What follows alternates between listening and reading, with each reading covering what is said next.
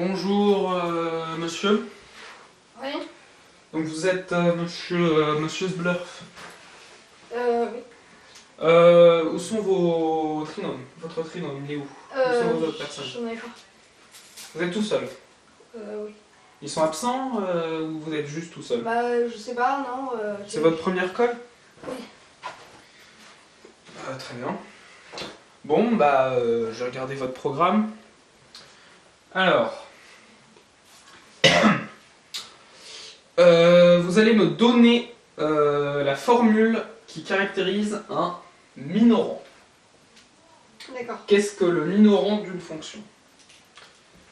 Allez-y, écrivez. Bon. Du coup, vous êtes tout seul. Le minorant. Oula, la formule. La formule. N'écrivez pas tout plein de trucs. Vous êtes tout seul, j'aimerais vous faire passer. On va passer rapidement sur les définitions et démonstrations et je vais vous donner quelques exercices, s'il vous plaît. Allez-y, la formule. Bah, c'est que je l'ai pas apprise. Donc vous connaissez pas votre cours. Bah, non. Vous connaissez pas votre cours. Non. Vous savez que c'est sur 12 points le cours. Donc, bah essayez de deviner qu'est-ce que c'est le minorant d'une fonction. Je sais pas, c'est ce qui est le plus petit. Ouais, c'est l'élément le plus petit. Donc comment vous écrivez ça sous forme de formule? Commencez par un universel ou un existentiel?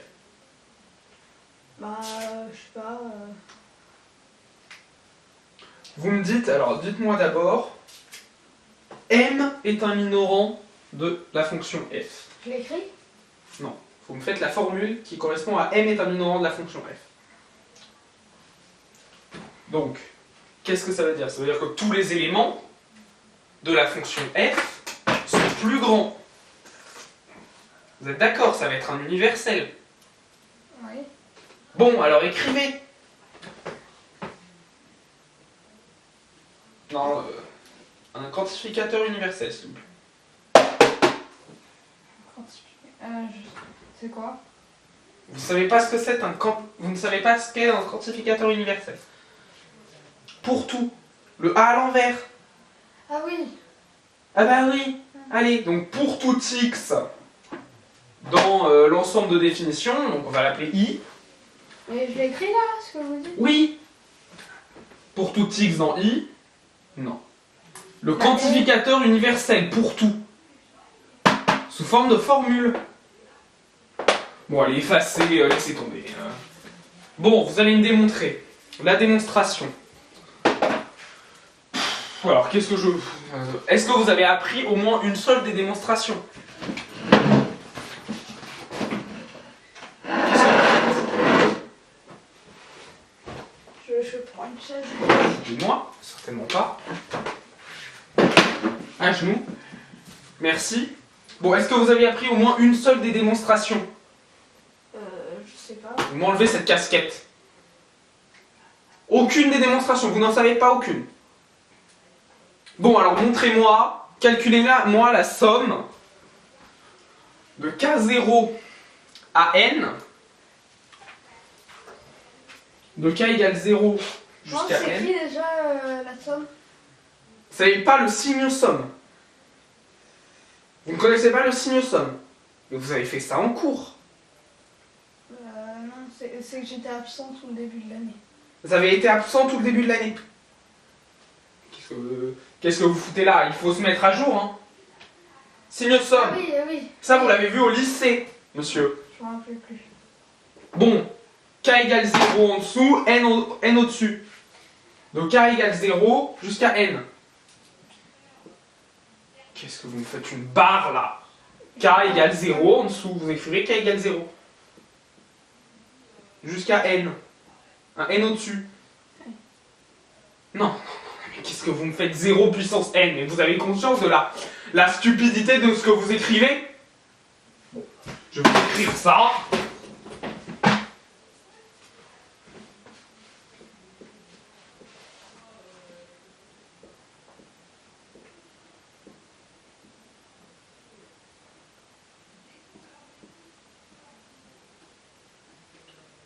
Cosinus kθ. S'il vous plaît.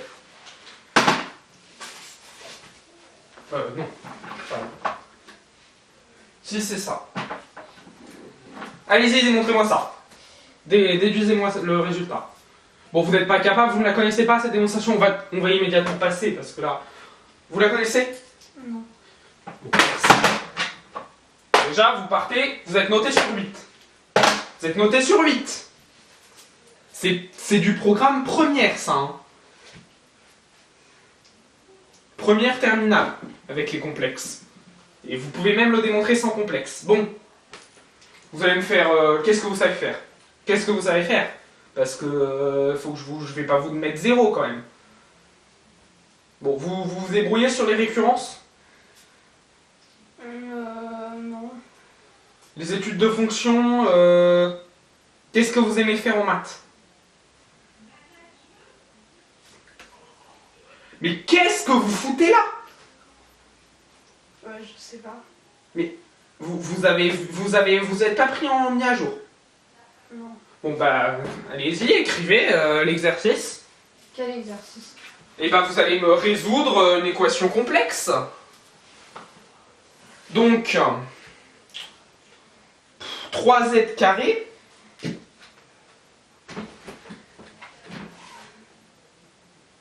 z étant un complexe. Qu'est-ce que c'est que ce z? Un z. Un Z, ça, c'est un... Ah oui. 3z carré. 3z carré. Ah oui, mais... Ah oui, c'était un 3. Excusez-moi, monsieur. J'ai vraiment du mal. 3z carré. Un petit Z ou un grand Z? Un grand petit z. Un grand petit. Bon, moi je vous mets 0 tout de suite, hein. Vous dehors. Vous n'avez aucun intérêt là. Qu'est-ce que vous foutez ici? Je sais pas... Vous avez colle de physique après, non? Juste après. Ah. Est-ce que vous avez colle de physique juste après? Je sais pas... Bon, vous m'effacez tout dehors. Vous avez 0. Vous avez 0. Moi je vous tire. Bonjour. Alors, vous êtes monsieur Sblurf. Oui. Bien. Asseyez-vous. Agenouillez-vous plutôt. Bien. Donc, je serai votre colleur de physique. Où est votre trinôme? Les autres, ils sont en retard? Non, j'ai pas de trinôme. Vous avez pas de trinôme? Ils sont absents? C'est quoi? Non, c'est qu'en fait, Bien. j'ai eu une opération et en fait, j'étais malade tout...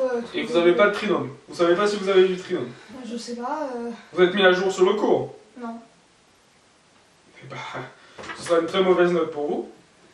Écoutez-moi, il faut se mettre à jour, monsieur. Bon, alors on va faire un peu du programme de terminale pour voir ce que vous valez quand même un peu. Alors, vous allez m'écrire qu'est-ce qu'une onde périodique progressive. Allez-y, écrivez.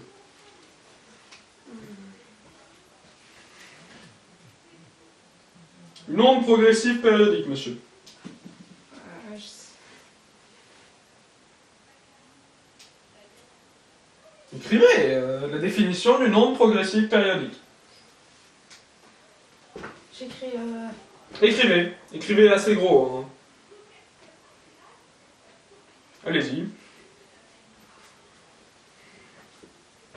Alors vous êtes monsieur Sblurf. Zacharias Sblurf.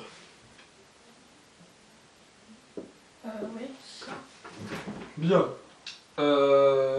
Vous aviez école de maths juste avant. C'est ça? Oui. Bien. Alors, bon. Donc, une onde périodique progressive. Bon, dites-moi à l'oral, hein. Bah... On va pas tout écrire. Qu'est-ce qu'une onde périodique progressive? Parlez plus fort, s'il vous plaît, je vous entends pas. Je sais pas, c'est une onde... Parlez plus fort, s'il vous plaît, je ne vous entends pas. Je sais pas. Vous savez pas ce qu'est une onde progressive périodique? Vous n'êtes pas capable de me dire ce que c'est. Non. Vous êtes incapable de me dire ce qu'est une onde périodique progressive. Qu'est-ce qu'une onde? Bah, une onde, c'est une. Et avec vos propres mots quand même. C'est du programme. C'est une fréquence. C'est une fréquence. Non. C'est seconde, un programme seconde ça. Hein. Monsieur, il faut vous mettre à la page là. Hein. Qu'est-ce qu'une onde? Dessinez-moi une onde au tableau, une onde sinusoïdale. Voilà. Elle se déplace comment? Bah, elle se déplace. Bien. Donc qu'est-ce que c'est? Bah, c'est une onde. Qu'est-ce qu'une onde? Regardez, je prends ce ressort là. Vous voyez ce ressort? Bon, si je le secoue, vous voyez, il y a une onde. Oui. Qu'est-ce que c'est cette onde? C'est moi, j'applique une perturbation avec ma main gauche et qui va se déplacer le long du ressort. Oui. Vous savez pas ce qu'est une onde alors? Je viens de vous montrer quand même. Oui, c'est une onde. Donc qu'est-ce que ça veut dire qu'elle est périodique? Non, je sais pas. Qu'elle se répète à intervalles réguliers, elle a une période. Effacez-moi ça, vous êtes alarmant, monsieur. Bon, on va faire un exercice de cours, peut-être que vous serez mieux. Bien. Donc on a un signal S1. Excusez-moi. Signal S1 qui s'écrit. Signal S1 qui s'écrit sous la forme A1 cos oméga 1, pardon, A cos oméga 1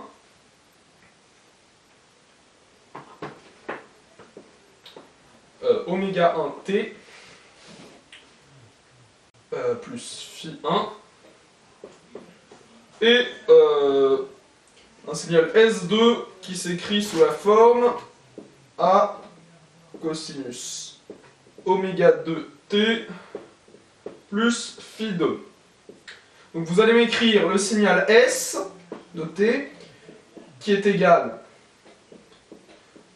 au signal S1 plus le signal S2. Allez-y, écrivez-moi ça. C'est la forme mathématique du onde. Je dois écrire quoi Vous m'écrivez S, Ah oui. le signal S, qui est égal à la somme de ça plus ça.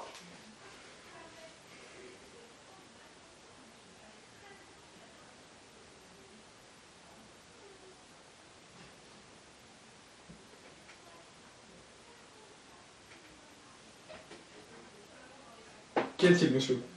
Je sais pas. Égal. Oui, bon, normalement on met entre parenthèses T. Non, laissez, c'est pas important. Donc, S1 c'est ça, S2 c'est ça. Vous m'écrivez ça plus ça et vous m'écrivez qu'est-ce que ça veut, à quoi ça correspond. Donc écrivez ça plus ça.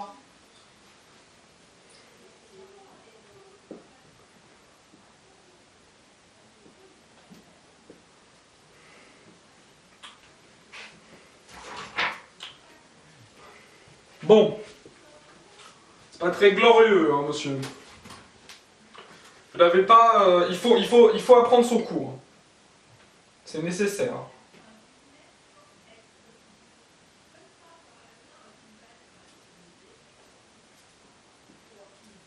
Pourquoi vous me mettez un fois? Parce que c'est ça plus ça. Mais Ah non, c'est pas la même chose. Non.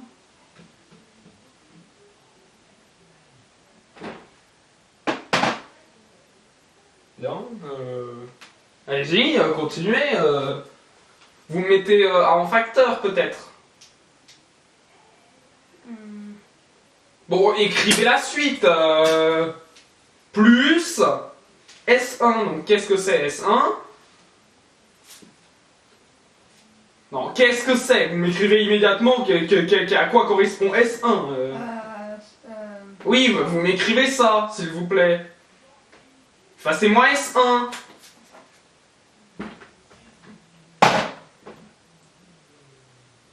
Bon, c'est laborieux. Bon. Bon, vous mettez A en facteur, vous passez immédiatement... oui, c'est bon, n'écrivez pas la suite, c'est oméga 1. Bon, écrivez, passez, on va dire que vous avez écrit, égal... Non mais n'effacez pas! Égal... Allez-y, vos formules de trigo, vous mettez les deux cos ensemble, qu'est-ce qu'on a? Les deux cos ensemble. Vous factorisez par A, vous avez cos oméga 2 plus oméga 2t plus phi 2, plus cos oméga 2, oméga 1t plus phi 1. Donc, formule de trigo, vous avez A, entre parenthèses. Pourquoi vous mettez un cos? Non, vous virez ça, effacez-moi ça. A, entre parenthèses, cos quelque chose. Mais vous me disiez... Pas entre parenthèses A. A, entre parenthèses. Bon, cos A plus cos B, qu'est-ce que ça nous donne? Formule de trigonométrie. Vous ne connaissez pas vos formules de trigonométrie, monsieur? Non mais... Non. Parce que c'est sérieux là. C'est quoi ça, A, ce B? Formule de trigonométrie. Mais vous me dites... Cos A plus cos B, qu'est-ce que ça fait? C'est ce que je viens de dire. C'est ce que je viens de dire. Je sais pas. Mais c'est un énorme problème là, c'est pitoyable, monsieur. Excusez-moi du peu. Cos A plus cos B. Bah, Ça ne vous dit rien? 2 cos A, cos P plus cos Q, pardon. 2 cos P plus Q sur 2, cos P moins Q sur 2, ça ne vous dit rien? Vous ne connaissez pas vos formules de trigonométrie. Donc vous n'êtes pas capable de résoudre cet exercice. Ce que vous êtes en train de me dire, monsieur. Laissez tomber. Alors, je suis désolé, hein, mais là, vous partez, vous êtes noté sur 8, 7. Hein. Je peux pas vous donner plus, hein, déjà. Donc, vous allez me faire un exercice. Bon. Allez-y, faites... Bon, vous avez une perturbation. Des places suivant l'axe X. Ici, on a l'amplitude. La perturbation est ici. Ici, vous avez le retard taux. Ici, vous avez l'instant 0, T0. Et ici, vous avez taux sur 2 tiers de taux. Excusez-moi. Donc, vous m'exprimez cette perturbation à l'instant T1 qui vaut T0 plus taux.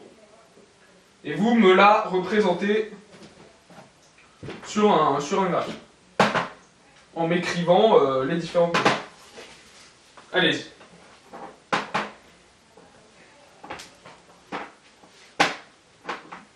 Donc en fonction... excusez-moi. Excusez-moi, il s'agit ici de T. Pardon, excusez-moi. Donc vous le représentez, vous, en fonction de X. En fonction de la position.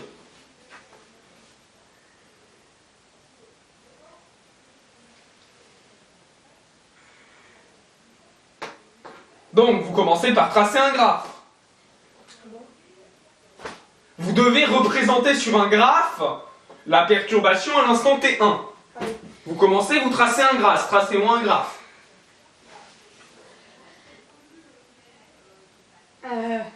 Tracez-moi votre graphe, monsieur. S'il vous plaît.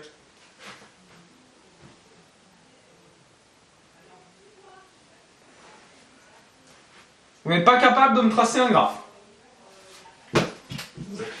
Pathétique. Voilà, vous tracez un graphe en fonction de X à l'instant T1. Bon, à quoi elle va ressembler cette perturbation?